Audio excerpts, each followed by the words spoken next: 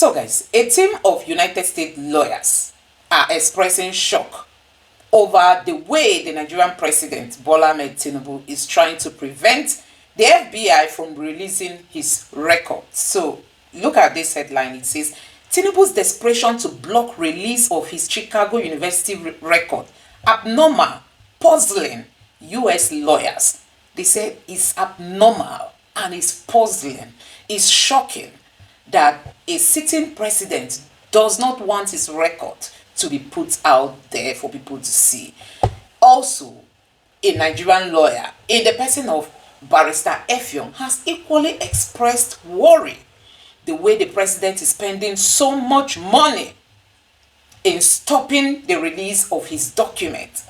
And here, Effiong said, according to this headline, Barrister Effiong said, Tinubu fighting to frustrate release of documents on his past USA dealings is embarrassing. This is coming from Barrister Effiong. That Tinubu fighting to frustrate release of his documents on his past USA dealing is embarrassing. So guys, many people are raising alarm. Also, Sahara reporters has equally expressed worry that the Tinubu is still smoking. You know, that an inside source is telling them that Tinubu is still smoking. I hope it is just cigarettes, and that he has refused to quit smoking. Like you can see this headline here, says Tinubu refuses to quit smoking habit despite intervention attempts by close allies, sources say. So Sahara reporters is telling the world that Tinubu is still smoking. I'm like, I hope it's just normal cigarettes. And even if it's normal cigarette, considering his age, I don't think he should still be smoking. And that close allies have tried to make him quit smoking. The thing is not working. That means he's still enjoying smoking at his age. So guys, a whole lot is happening. Now, I'm just going to allow you to take a look at some of the reactions, you know, as regards to Tinubu still working hard, spending money, because nothing in America comes free. For you to try to stop the FBI from releasing your record, you are going to be spending so much money. I mean, a whole lot will be going into it, you know. For you to stop the FBI from releasing your record, you must be spending real money in dollars. And we know what that means. So guys, people are raising alarm. Lawyers from the USA, Nigerian lawyer, they are all expressing worries. And I'm also going to allow you to listen to this video, still saying the same thing, that the president is spending. Before now, he paid lobbyists, you know, to like preserve his name, his prestige from, you know, all these records of a thing. And still, Tinubu is still fighting this same battle. He doesn't want the FBI to release his documents. A whole lot. Anyway, guys, let me allow you to take a look at some of these clips and let me know your thoughts in the comment section below. Please don't forget to subscribe and turn on the bell notification. Now take a look. How can investors come with this kind of thing, Mr. Okoro? Are you aware that this thing has gone viral all over the world? A sitting president of Nigeria, telling the whole world not to reveal his criminal records. What does that tell you? Mr. Okoro, can you do business with such a president when he comes to you and say, come and invest in my country? Can you? You can see the person demarketing Nigeria. You can see the person refusing investors to come into Nigeria, Mr. Okoro. Do you even know what is going on here? This man, he paid money. Somebody from US said that over $2 million is involved in this thing, just to stop somebody's record from being reviewed. If Mr. Tinubu have a very good record, Mr. Okoro, will he be going through this route? And that is the same man who is ruling Nigeria. It's not only the FBI, I hope you know. Yes, DEA is involved, Drug Enforcement Agency. You can see the kind of character that is presiding over our affairs in Nigeria, Mr. Okoro. Have you seen why things are not moving? Have you seen why Nigeria is where it is now? How can such a character represent good governance? Just tell me, how? Can you put something on nothing? No, can you put something on nothing and expect it to stand? The whole world should come to the aid of Nigeria. We are in a very big trouble in the hands of Tinubu. He has dealt with us in a manner unprecedented in the history of this country. Everything that is bad, everything that is obnoxious, everything that is illegal is what that man represents. Yet he is presiding over our affairs. How can we move forward? How can Nigeria survive in the hands of a man like that? Please, somebody should tell me. Is it possible? Can Nigeria ever get it right under Tinubu? Look at how much effort is wasting trying to stop that record. How many times now? Since 2023. Even before that time. Of President Bola Ahmed Tinubu, who had a very warm welcome in Paris, France yesterday, September 10th. These newly released photographs showing President Tinubu smiling and shaking hands with French President Emmanuel Macron were taken at the Élysée Palace. The president is in France as part of his 10-day working vacation. In a post on X, Tinubu stated that he had a productive lunch with the French president, adding that they both reviewed key areas of cooperation between Nigeria and France and agreed to deepen their partnership for mutual prosperity and global stability. Ayo, I mean, the president looks really dapper in that blue suit, wouldn't you say? Yeah, but you know, you did in his blue suit. I mean, and they were matching. They were matching. Yes, It just shows that the relationship between the French president and the Nigerian president is quite deep and cordial. Let me tell you what people are saying on social media before I come to you. Well, this person wrote, Mr. President, you are looking fresh in your suit. There is insecurity everywhere in Nigeria. Oh, I know those close to you won't tell you. That was quite funny. Then another ex-user, I think this person's on Instagram, wrote, was Nigeria colonized by France? I mean, did they change history? Why this France? France. Is it the only country for international relationship? I thought that was funny as well. But then another ex-user wrote, Mr. President, I understand that you are on your annual leave, and of course, you are entitled to it. However, I urge you to reflect. What has your government truly achieved so far? We have 36 states and the Federal Capital Territory. Would it not be more ideal for you and your cabinet to focus on fixing the country so that you and every Nigerian can travel locally and enjoy the infrastructure you put in place, rather than going abroad? What value does such foreign travel add to your legacy? And of course, you know that these sorts of questions will always come up when we see the photographs of the president out there. And of course, you know, Nigerians will react in this manner. Also, there are many things, and thank you for bringing out these salient points. Yes. Earlier on, when we talked about the picture, I had made the comment that the president looked healthy, and that he went for that. He actually does. He does look. He looks really nice. So Nigeria's money is working. You know, because no, it's true. Because to a very large extent, we pay for a lot of the enjoyment that the president, the good side. He also works hard, so you know that's part of his benefits as president. So yes, Nigeria's money is working. But I made a statement. Woman leader. No. But I made a statement earlier. It needs your money. No, money is never too much. Is it true? It's never. If not, I hope it was the money you used for the trip. Was it the money you used for the trip? If you can tell me that because he has so much money, was his own personal funds that funded this trip, then we can say that. You want EFCC to investigate the source of his suit. Let me talk about that suit, because Dr. Abati talked about how. Can we have the picture? Abati said that it was GQX. Yes. You know, his GQ. And I said, and I still maintain, that I hope that he bought Nigeria to grow the Naira. That suit would have been nicely made in Aba, because they make some of the most quality. And this is advocates. I mean, if he's the chief marketing officer, imagine if in conversation with the president of the fashion capital of the world saying, oh, look at this outfit. I made it from this. So let me bring that's trade between France and Nigeria. So any little opportunity or any opportunity to sell Nigeria is very welcome. So, sir, please, tell us the maker of that suit. Now, going to your point, the truth is that it's probably an Amani suit. No, Dr. But I refuse to believe that the president is wearing Amani. Going to France, very good tailors. This is my Atafo. Okay. Promotion. But let me just say that. Let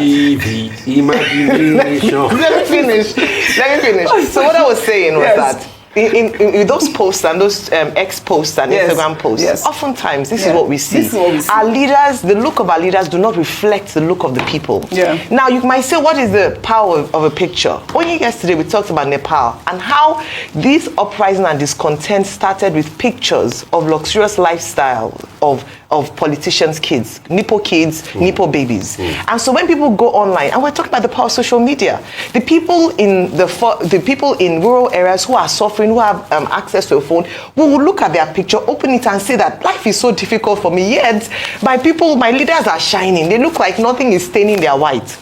This is what caused and what was brewing under when the conflict in Nepal started. I'm just saying that it might look like it's a joke, but it's very true. Right. If people continuously see that, oh, our leaders look good, they are traveling abroad, they have access to good quality healthcare, access to infrastructure that we are deprived of at home, it will brew discontent. So while I agree that the president has a right to go on holiday, go abroad, even though I still advocate that there are nice places at home he can go to, there's a point to be made about make your own country better. The world is becoming more intolerant to foreigners, to migration. And so let's fix our country so that we don't need to be lining up or queuing at embassies to get visas to go abroad when we can actually make our country better. So good thing President Tinubu is abroad. So I hope he can learn, see a few things in France that is nice and can come and replicate in Nigeria or even do better at home. Well said. He's also going to the UK as well. So I'm sure that we'll see some pictures from the United Kingdom as well. Well, now to Abuja, where the immediate past group managing director of NNPC, Mele Kyari, was interrogated by the Economic and Financial Crimes Commission on Wednesday as part of its investigations into alleged fraud in the state-owned oil company. Kyari was reportedly summoned to the EFCC to answer questions about some key financial transactions while he was at the helm of the company. Kyari had been on the EFCC's watch list in connection to a $7.2 billion refinery maintenance project in Kaduna, Warri, and Port Harcourt. This new development comes as the Federal High Court in Abuja also recently called for a temporary freeze on 4 of Kyari's Jais bank accounts over allegations of fraud.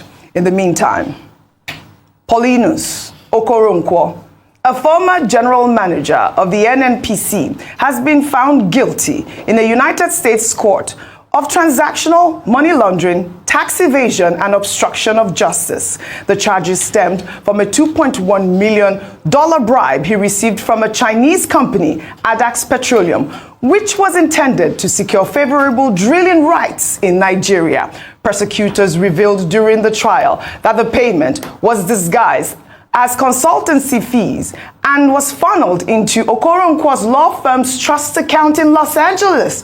Okoronkwo later used nearly $1 million of the bribe money as a down payment to buy a home in Spain and lied to federal investigators about the source of the funds. A sentencing hearing is scheduled for December 1st, where he faces a maximum of 10 years in a federal prison for each money laundering count. Dr. Batiovatiyo, this is such a huge story coming out of, the NNPC as well.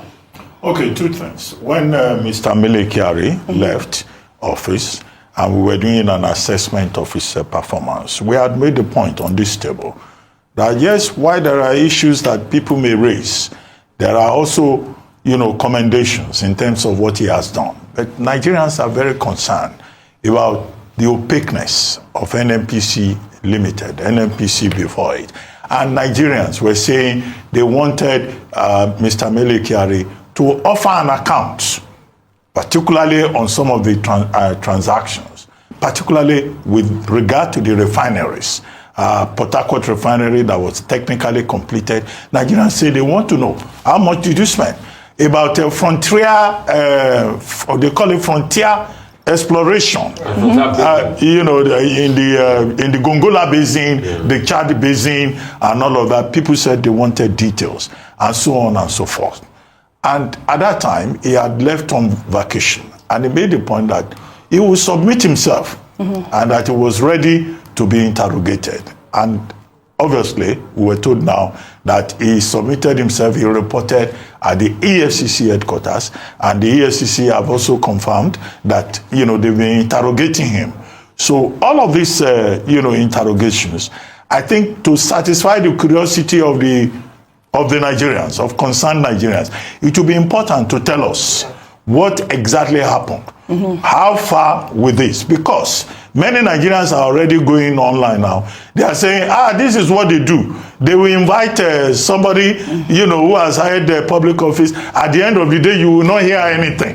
So I think as much as possible, the investigating authorities should meet the people halfway and let them know what is happening. However, there's also the tendency to engage in media trial. And I think that, all of us must be careful about media trial, because oftentimes, once you hear that the EFCC or the DSS have invited somebody, Nigerians will just jump to a conclusion. They will construe themselves into a court of law. And it is irresponsible, because nobody is above the law. That's the principle. Anybody can be invited for questioning. That is the job of the investigating agency. But that does not mean that whoever it is guilty. But what we do here is we do media trial. You say it is our money. You were just a few minutes ago saying President Tinubu used our money to buy suits. You said our money. Suppose he used his own money. A man who has been working for years. So we should just be careful about victimizing or demonizing people who have not been found guilty of any infraction. All right, well said. We'll take another story now. In a notable development, the United Kingdom has commended the Kaduna State Governor, Uba Sani, for his efforts in improving security in his state and, in recognition, upgraded its travel advisory for the state, shifting it from a red to an amber status. The decision was announced by the head of UK Development Corporation at the Foreign Commonwealth and Development Office, Cynthia Rowe, during the Kaduna Mutual Accountability Framework Dialogue held on Wednesday. The Foreign Commonwealth and Development Office also announced a new program, Spring, designed to address conflict, support peace building, and promote inclusive governance. In response, Governor Uba Sani expressed gratitude for the strong partnership with the United Kingdom and highlighted the progress his administration has made in areas like infrastructure, healthcare, and education.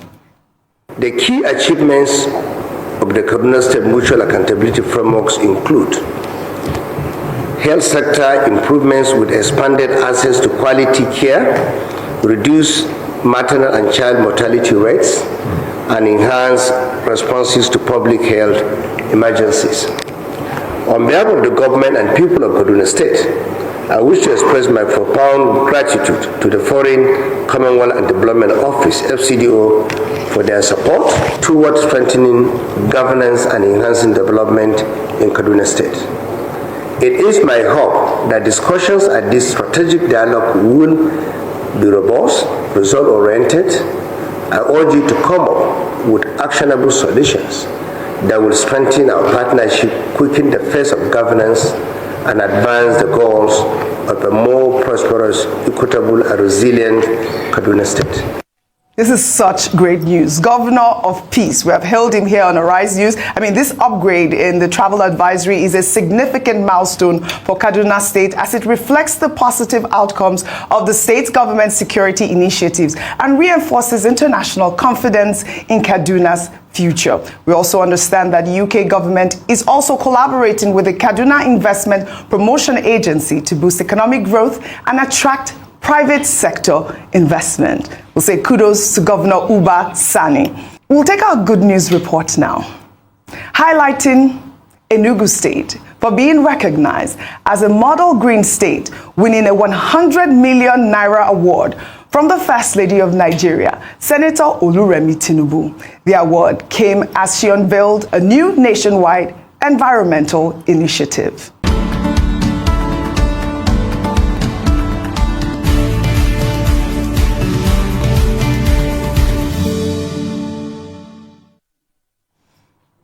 All in a ceremony at the presidential villa, the First Lady launched the Renewed Hope Initiative Green Nigeria Challenge, a competition aimed at promoting environmental cleanliness and tree planting across Nigeria. The initiative, with the motto, Go Green, Today for a Greener Tomorrow, is designed to foster environmental consciousness and action at every level. The First Lady presented a plaque and a check for 100 million naira to the wife of Enugu State Governor, Nkechi Mba, who received the honor on behalf of the state. The First Lady praised Enugu's proactive approach, emphasizing that the state truly earned the award, not just for tree planting, but for its overall cleanliness. As a biologist, I've always loved to go green.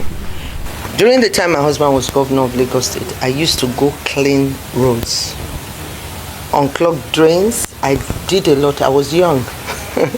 So I used a lot of energy. I was all and about because, you know, the sedentary life they put you in the State House, it was just too much. So I had to go out there. So I have reasons to go out and do work. When I was riding in the car with the First Lady of Enugu State, she was telling me that, oh, when she sees anything that the governor doesn't want to really see any filth around, that immediately they fix it immediately. And I think that's the best way to go. We can learn a thing or two from there. Well, this is huge. This Green Nigeria Challenge is divided into 3 categories: household, community, and state, with prices of up to 20 million naira, 50 million naira, and 100 million naira, respectively. Now, the state category will see other states compete for a prize similar to what Enugu has won by increasing their tree coverage. The First Lady, who, you know, like she said, is a biologist, had shared that personal experience. I think that she's doing so well. Your state, is it going to follow suit? Because she did say that she was unclogging. Nigeria. Yes. Sorry, today. Let me not bring that. Right. But let me just say congratulations. Congratulations to Enugu. Governor Peter, yes, well done. And also important to know that it's not political. Yes. Enugu State is not an Governor It's not an APC state. It's not an APC state. Absolutely it's a PDP right. state. So absolutely it wasn't to reward APC members. So it's just good to say it was fair and balanced in fair and But finally, I just want to say that I must commend the First Lady. Yes. I must say that she has carried herself with dignity in fulfilling this role as First Lady. Absolutely. And her initiatives under the Renewed Hope initiative has been very good. Fantastic. Hate it or love it, I think she has carried herself quite well. Well said. Well, as we'll say, kudos to the First Lady of Nigeria, Senator Oluremi Tinubu.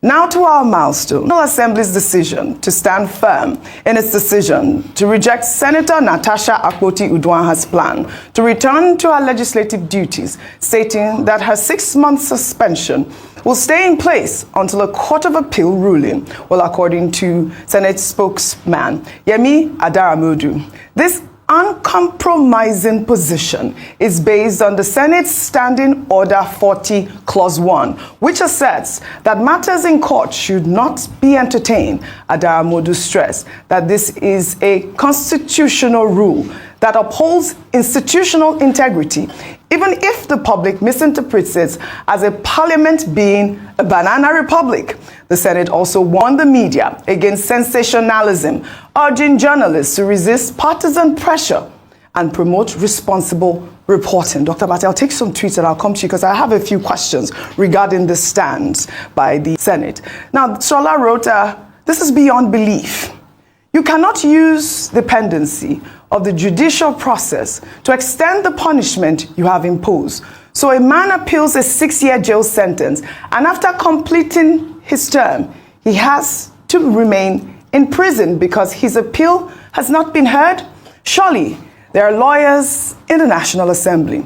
Well, another ex-user wrote, this is getting interesting. If a senator can't resume until court cases are cleared, should that rule apply across the board of all public office holders facing legal battles? What do you think?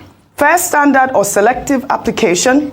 Am I overthinking this? Are we overthinking this, Dr. Abati? Because I also know that this whole idea, the Senate's position indicates that, you know, Senator Akpoti-Uduaghan's return is solely dependent on a ruling from the Court of Appeal. Natasha, as we know, had written a letter telling the National Assembly of her intention to return on the 4th of September, exactly 6 months to the day of her suspension. But in reply, her request was rejected. Now, this is all based on the courts. That's what they're saying now. Okay, we had a guest on this program, Mr. Ibrahim Wali, and in the course of the conversation with him, we tried to raise all the issues. Yes. Senator Akpoti-Uduaghan was sent on suspension March 6, and that, due to the efflution of time, you know, that suspension expired effectively on September 4. However, the reality now is that the Senate is on recess. But Mrs. Senator Akpoti-Uduaghan had written that, well, even if the Senate is on recess, the suspension having expired, she should be granted access to her office. Because after all, when the Senate returns, she should have access to her office. There are projects, there are bills she's working on. She can, if she so likes, have access. It was on the basis of that the clerk of the National Assembly then said, oh, there are matters that are still pending in court.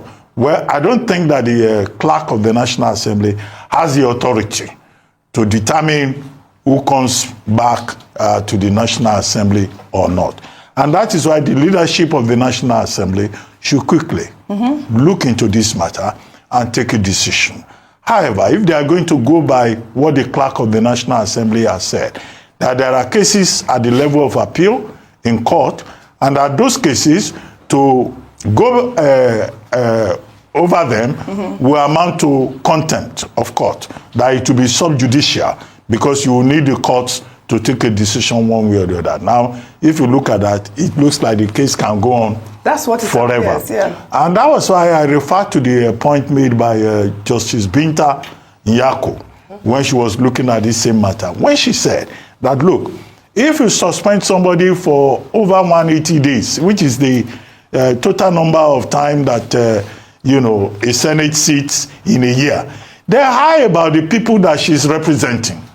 The people that will have been short-served, that will have been short-changed, that will have been denied the right to representation will be, our constituents. And I think that that is an important point. And on the basis of that, Justice Nyako advised that, look, the Senate also has the responsibility to look at its own rules and see that in trying to accuse any of your members for gross misconduct, that was the allegation, gross misconduct, that's what they said.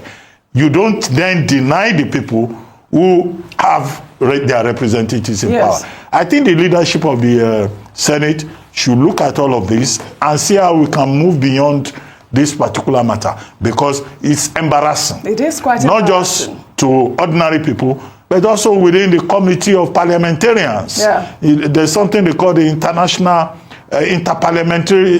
Parliamentary Union, IPU. That's the abbreviation. And I hope that they will find a way of resolving this matter so that we can all move forward. Yeah, I'm not sure you answered the question I asked. What your opinion was about whether after serving her 6 months suspension, whether you feel it's right to just extend with the court. Did you answer me? No. Nobody has said they are extending.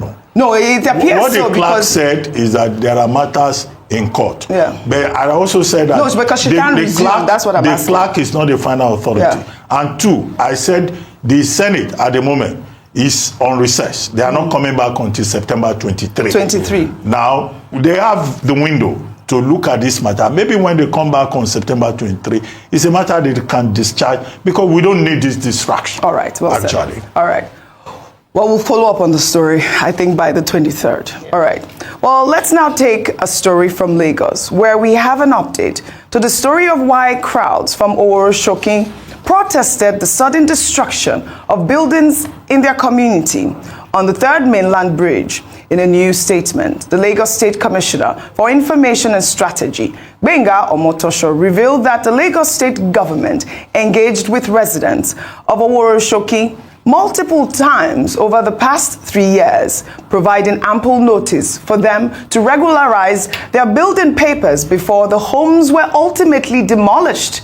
Omotosho maintained that the demolitions were necessary for development and were conducted after extensive engagement with residents who, despite numerous warnings and amnesty periods, failed to produce any valid building or land documents. He described the structure as distressed and unsafe, adding that the development cannot be hindered by what he described as pure lawlessness. In the meantime, some residents of Oworoshoki say their homes were demolished despite submitting the required documents for building approval. A resident accused officials from the Lagos State Building Control Agency and the local monarch of a land-grabbing scheme. The resident claims that after being instructed to upgrade their houses, demolition crews arrived late on Friday night, catching families off guard and preventing them from salvaging their belongings. Let's take a look. It was on that Friday, on the 6th. I wasn't putting on anything. I was just shouting my son's name. Before I came out, they have already at the 4th house there. We were inside in the midnight. I didn't believe it though. I don't know what to do. I was stranded. It was my son that gingered me that mommy, I can pack. We couldn't pack anything before we knew it. They just my son wanted to pack the plumbing materials. There, they didn't allow us. They came last May. And they only asked us they didn't say we should vacate our land to demolish. They said they didn't even say renovation. He said we should come with our document that we should come and file for building approval. Not that they want to demolish. Well, this was quite hard to listen to. You know, also in that statement that the Commissioner of Information, Benga Omotosho, refuted claims that the government's slow bureaucracy was to blame, stating that the approval process has been streamlined to under 10 days for those with complete land documents. So we're hearing different, interpretations of what really transpired with these Oroshoki residents. But that same woman, she, made a lot of accusations. She accused the Lagos state government officials. She also accused a monarch. And I'd like to play that soundbite, if we can, of this lady publicly accusing a monarch of land grabbing. Let's take a look. So someone advised us that we should go to head of Labska. Abdul Ghani Oki or something. Golan Oki. So we now went there. We went to his office. He said he's not aware. So he now checked the number on the abatement paper. He called. He said, Sheye, were you the one that went to place papers on people's properties at Ojileru? He said yes. He said, who sent you? He said, Baba, I will come and see you, sir. So Mr. Okina said, are you crazy? I said, who sent you? He now said it was Kabiesi that sent him. Mr. Okina advised us that we should go and liaise with the Oba, the Kabiesi, the king, so that we should ask him what he really wants from us. Maybe he wants us to rebuy the properties. All right, another strong accusation there, Rufai. I mean, what are your thoughts on this story? Okay. The response from the Lagos state government, as well as her, rebuttal. So with due respect, I don't think the report from the Lagos state government is good enough, because there was also a video of somebody that were challenging them before this time and saying, oh, when we told you to go and do your property on time, you didn't do it on time, then you saw the demolition. And this was before the protest even happened. It's not good enough, because we also see that there's a lot of lacuna. We don't know who you are talking to in Lagos state government. That's always the problem. It's just like some buildings that people in Lagos state government give authorization to go up. Yeah. When it now comes down, they will say they know nothing about it. Another harm. So the Lagos state government is convoluted. And that's why I've always suggested technology can solve this problem. Lagos state government, if they say they are very advanced, they should put a blockchain platform up for land. So that anybody that buys land and your paper is up there, is verified. So that anybody that comes up there will be able to see what is happening there. That's just it. Make the land process transparent. This one that they're saying they're going to check in lands, it always causes problem in the end. And people victimize other people. But Audrey, please, I'm sorry. I just want to point out the hypocrisy of the Senate as regards Natasha matter in less than 1 second. Okay.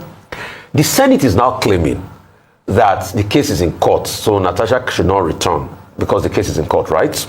The clerk. The clerk of the Senate is speaking for the Senate. We don't know whether it was authorized. No, but Dr. Madu, like I just read, reiterated that point. It was authorized because it was in reaction to Natasha. But we have a spokesperson who actually said. Let me give you empirical facts that the Senate is hypocritical, and this is an attempt just to stifle the voice of Senator Natasha Akpoti. On the 4th of March, Justice Obiora Egwato restrained the Senate for suspending Natasha Akpoti, but it was vacated on the 20th of March. Did the Senate comply with that judgment then? They didn't. You know what they remember? They now started positing them. The Senate started saying that the court cannot come and intervene to the Senate matter. But the same Senate that said that for Justice Egwato's judgment because they favored Natasha, it is the same Senate now that is coming out to say that things are a court, so let's respect the courts because it favors them in this regard. I rest my case. Yeah, it screams of hypocrisy. Yes. Absolutely. And the danger of this is that it sends a message of victimization for Senator Natasha Akpoti-Uduaghan. Yeah. It's a strong message in that, and I think just for the integrity of the Senate, they should do right by her. She served her 6 months punishment, well, in quote, suspension. I don't know if we can call that punishment, but her people, most importantly, Senator Kogi Central Senatorial District, have been denied a voice in matters in the Senate as a result of this suspension. On Lagos, before I come to you on another Lagos, side of it? Yes. Okay, can I take this one, then you can add on? You have another side of the Woroshoki No, I just wanted to say. Let me take this one, then you can add on it. Yeah. In another development, still in Lagos, a property dispute has escalated into a public outcry following the illegal demolition of buildings on Gaskia College Road. The demolished property, which included numerous shops, reportedly belongs to the estate of the late Chief Olatunde Lawrence, also known as Baba Gaskia. The demolition has left many traders and residents homeless and without their livelihoods. The affected families and the estate's administrators are now calling on the Inspector General of Police, the Lagos State Governor, and other authorities to intervene and ensure justice is served as they plan to submit a formal petition.